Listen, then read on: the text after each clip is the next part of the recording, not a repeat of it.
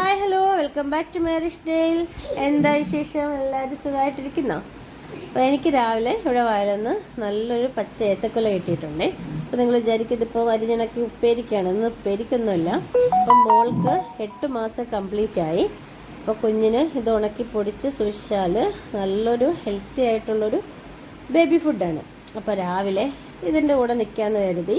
അപ്പോൾ ഇത് ഇത്തിരി മെനക്കെടുത്ത് പണിയാണ്, ഇത്തിരി സമയം എടുക്കും, എങ്കിലും കുഴപ്പമില്ല. കുഞ്ഞിന് നല്ല ഹൈജീനിക് ആയിട്ടൊക്കെ കൊടുക്കാമല്ലോ.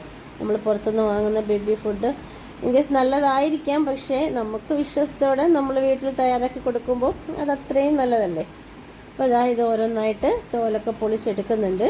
ഇതിൻ്റെ മെയിൻ പ്രശ്നം ഇത് കയ്യിൽ നല്ല കറ പിടിക്കും. ഇപ്പോൾ എൻ്റെ ഉമ്മച്ചിൻ്റെ അടുത്ത് പറഞ്ഞത് കയ്യിലൊക്കെ കുറച്ച് എണ്ണയൊക്കെ പുരട്ടിയിട്ട് ഈ പൊളിക്കുന്നത് കുറച്ച് കഞ്ഞിവെള്ളത്തിലൊക്കെ ഇട്ട് വെച്ചാൽ മതി, ഇതിൻ്റെ കറയൊക്കെ അങ്ങ് പോകുമെന്നാണ് പറഞ്ഞത്. പക്ഷെ ഞാൻ പച്ചവെള്ളത്തിലാണ് കേട്ടോ ഇത് തോലൊക്കെ മാറ്റിയിടുന്നത്.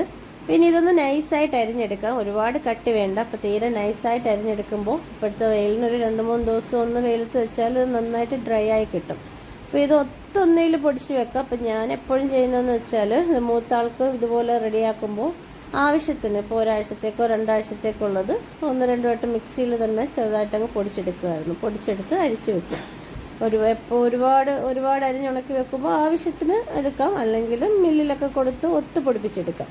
അപ്പോൾ ഈ അരിഞ്ഞെടുത്തത് നല്ലൊരു പ്ലാസ്റ്റിക് ഷീറ്റിലോ അല്ലെങ്കിൽ വൃത്തിയുള്ളൊരു പായലോ, ഞാനിപ്പോൾ പായാണ് എടുത്തേക്കുന്നത്, പായലിട്ടിട്ട് നല്ലൊരു 2-3 ദിവസം നന്നായിട്ടൊന്ന് വെയിലത്ത് ഉണക്കി വെച്ചാൽ കുഞ്ഞുങ്ങൾക്ക് നമുക്ക് ആവശ്യാനുസരണം കൊടുക്കാൻ പറ്റും.